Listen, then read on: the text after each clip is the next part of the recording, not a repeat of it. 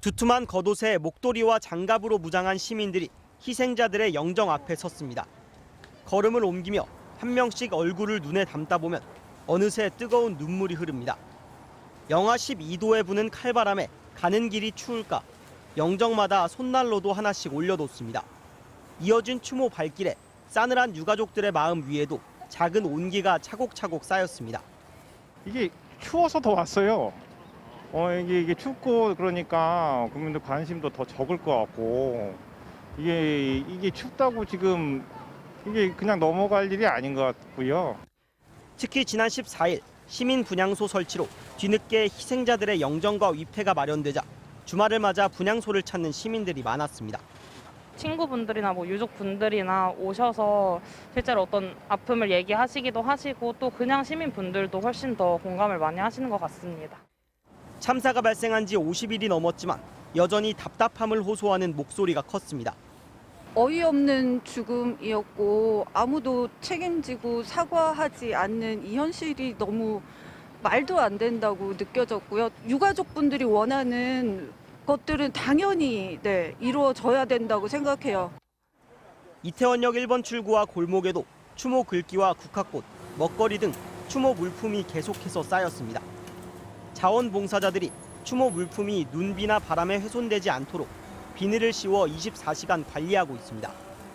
어제 일부 상인들이 장사에 방해가 된다며 물품들을 일방적으로 치우려고 해 경찰이 보호에 나서기도 했습니다.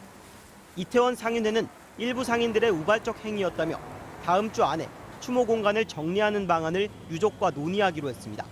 MBC 뉴스 김상훈입니다. 벌써 49일이 지나간 서울 이태원. 참사 현장을 참아 볼 수 없는 유족들은 이태원역 1번 출구를 등진 채 시민추모제를 열었습니다.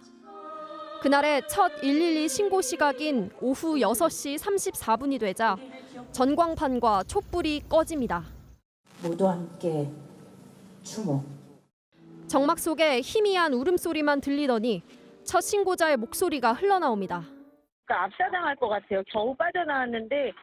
제대로 대처만 됐어도 멀리 떠나지 않았을 158명의 희생자들을 잊지 말고 모두가 함께 기억하자고 참석자들은 다짐했습니다.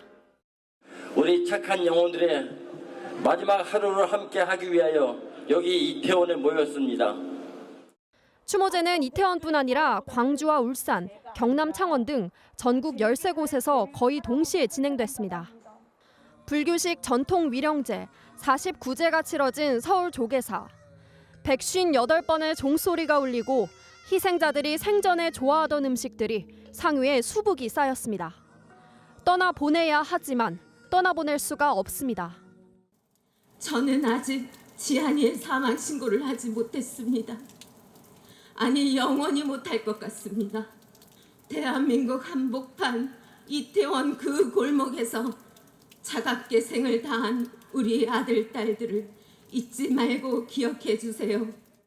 신발과 위패, 옷가지를 태워 영혼을 보내는 의식을 지켜보던 유족들은 미안하다며 가슴을 부여잡았습니다. 하지 말고, 멈지도 말고, 짓밟으시다 말고. 이런 참사가 더 이상 발생하지 않게끔 최선을 다해서 막고자 하는 게 정치를 하시는 분들의 의무이자 책무입니다.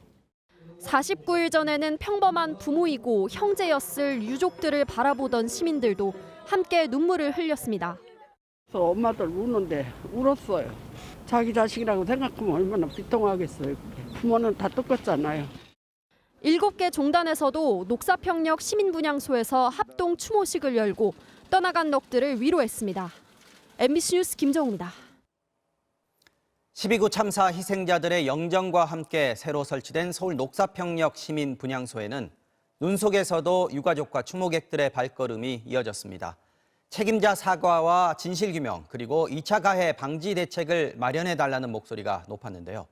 일부 시민들은 분향소 인근에 자리를 잡은 극우단체들과 언쟁을 벌이기도 했습니다. 차현진 기자입니다. 폭설은 12구 참사 시민분향소 주변에도 예외 없이 쏟아졌습니다. 한방눈 뒤로 보이는 희생자들의 영정사진. 자원봉사자들이 분향소 앞에 쌓여가는 눈을 부지런히 치웁니다. 입김을 뿜어져 나오게 하는 한파까지 겹쳤지만 묵념하는 시민들의 눈에선 뜨거운 눈물이 흘러나왔습니다.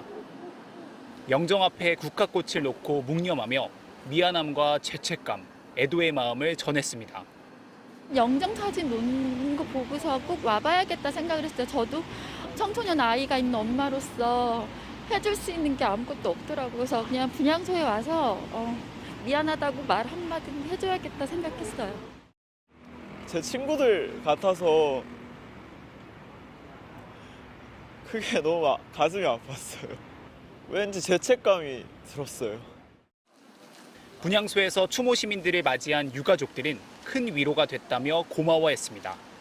이렇게 추운 날씨에도 불구하고 다들 찾아와 주셔서 같은 마음으로 애도해 주시고 추모해 주셔서 정말 감사드립니다. 진전이 없는 진실과 책임 규명, 계속되고 있는 악성 댓글 등 2차 가해에는 유족과 시민들 모두 분노했습니다. 저희가 인터뷰를 하게 되면은 댓글을 차단해달라고 말씀들을 드리거든요. 혹시라도 궁금하니까 그걸 보게 되는 순간 또 주저앉게 돼요. 그 정치인들이 이 슬픔을 정쟁으로 몰고 가는 것 자체가 말이 안 됩니다. 이건 인간의 도리가 아니라고 생각합니다. 분향소가 설치된 어제부터 정치선동 현수막을 내걸며 방해한 구구단체들은 오늘도 자리를 지켰습니다. 항의하는 일부 시민들과 언쟁하기도 했습니다. 이거를 빨랑 당장 치워야지. 어디 유가족을 이렇게 기만하고 유가족을 모욕할 수가 있어요. 집회장소 양보해 줬잖아. 뭘 더 바래. 어디다 대고 와가지고 시비질이야. 유족들은 내일 오후 이태원 현장에서 49제를 겸한 추모제를 열고 그 후에도 희생자 추모 공간이 마련될 때까지 시민 분향소를 유지할 계획입니다. MBC 뉴스 차현진입니다.